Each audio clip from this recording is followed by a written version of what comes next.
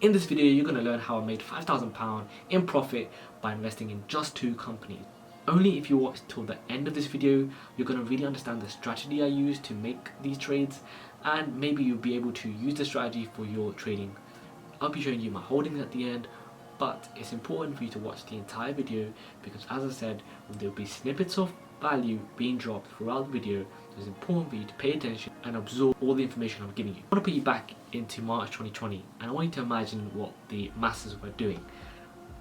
Panic buying on one hand, dumping all their investments on the other hand. On the flip side, smart investors were making a killing. Bill Ackman, who is the CEO of Pershing Capital, invested 27 million in one of his trades and made back 2.6 billion. That's 100 times his investment. Now, he done this by betting the stock market would crash before it started free falling. It was risky. A lot of people were saying it was a bad trade, but it paid off at the end. If you're new to the channel, my name is Jag. I'm a software engineer based out of London and I code for a living. The purpose of this channel is to educate people on their finances, because at the end of the day, this stuff is not taught in schools and I spend a lot of time trying to understand and get this kind of knowledge. So I thought it would be a great opportunity to kind of help others along the way. Now, before I get back into the video, make sure you smash that like button because it really helps out the channel and allows me to educate more and more people and make a bigger impact. Now let's get back into the video. Now, big events like what happened in 2020 come across a lot of times in our life. There is huge winners and losers. Like when Mark Cuban saw a huge bubble in the tech industry in the year 2000 and betted against the stock market before it started falling. Look, I'm not saying you have to wait until the next big event that comes across. I'm saying there's opportunities that always come in the market and you just got to keep a lookout for these. With the knowledge you're going to be learning from this channel, maybe you'll be able to see these opportunities better. So at the start of the season when stocks were falling, I thought to myself which companies would potentially come out better and which companies that would most benefit from the new reality that was among us. Look, I'm not saying I'm a genius in analysing stocks. I did around 4 hours of fundamental analysis. Now, in the UK, we all know that there is less demand in the high street. Now, this isn't really going to grow as online takes over the world. We've seen constant reminders of this changing environment. So as part of my investment thesis, I thought, what is the future of online fashion? Now, for me, it was either JD or ASOS, because these are the brands that I personally use, my family use it, so I thought this was a great starting point for my analysis. ASOS have no physical stores, so from a financial perspective, they're quite at an advantage here. Now, they don't have the constraints and the problems that the other competitors were facing because of their physical presence. I looked at some of their previous reports. Now, I saw that the previous year, sales have grown at 14%. In the previous year, profits also went down 68%. And I looked further into this and I saw that this was due to IT faults in their warehouse. Now, if you've ever run a business or managed a business, there can be a whole range of issues, right? And issues like this can seem a lot bigger because of the scale ASOS is actually running. It's a massive company. So, IT problems and warehouse problems are going to look more impactful. Was I concerned? No, because I saw that ASOS was probably going at a really fast rate and they probably couldn't manage their infrastructure as well as they did.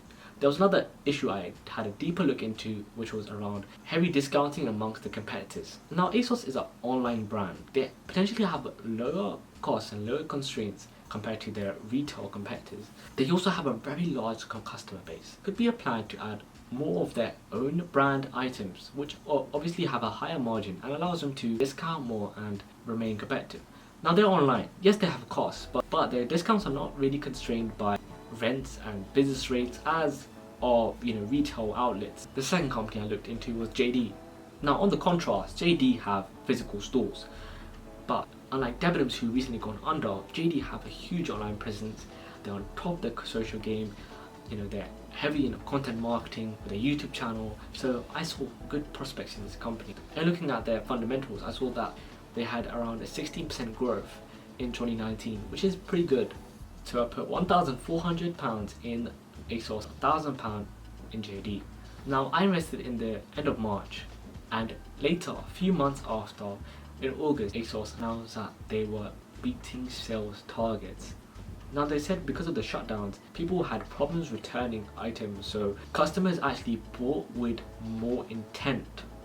Now, this is very important because customers usually buy loads of things and they can easily return them, but because of this whole situation, customers were thinking about what they bought, so it lowered ASOS's returns.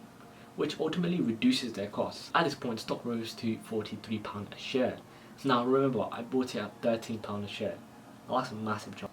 On the other hand, JD's profits decreased from the previous financial year because they had to spend a lot of money on health and safety around their stores. But online conversions and average basket value actually increased.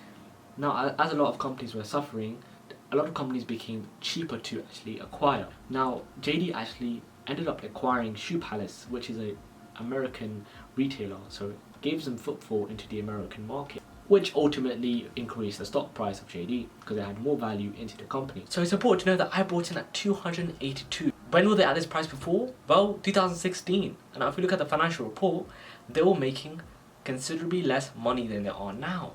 So to me, this was an undervalued stock. That's why it made sense to buy it.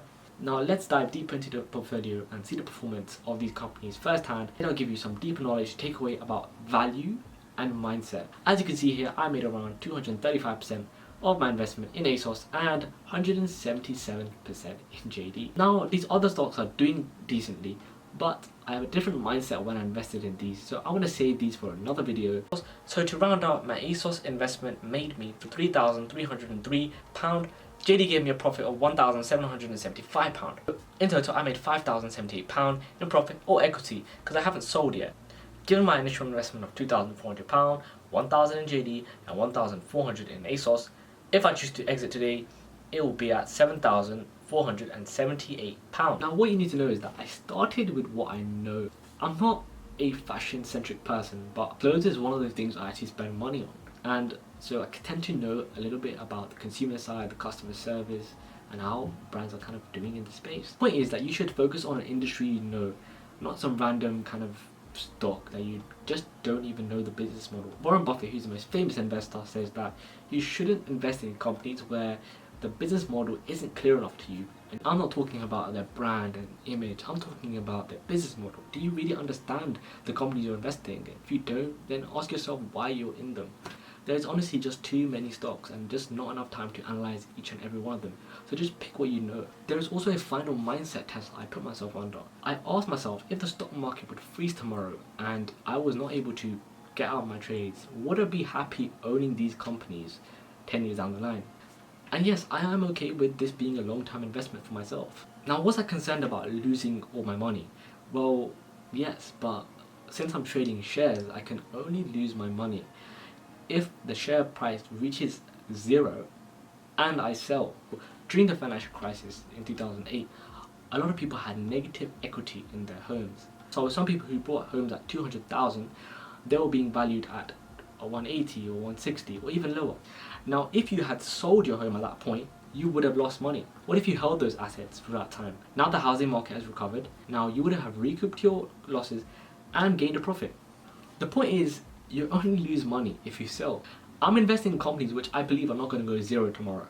Yes, there are some fluctuations, but I go back to the quote by Benjamin Graham. In the short term, the stock market is a voting machine, and in the long term, it's a weighing machine. Fundamentals of a company are good. I'm not going to start selling because I've heard some news and I'm really scared about my investments. I'm here for the long run. If you gain some knowledge, hit that like button and make sure you subscribe and keep the bell notification on so you don't miss out on future videos like this. Make sure to hit on my Instagram for more bonus content, and I'll see you in the next video.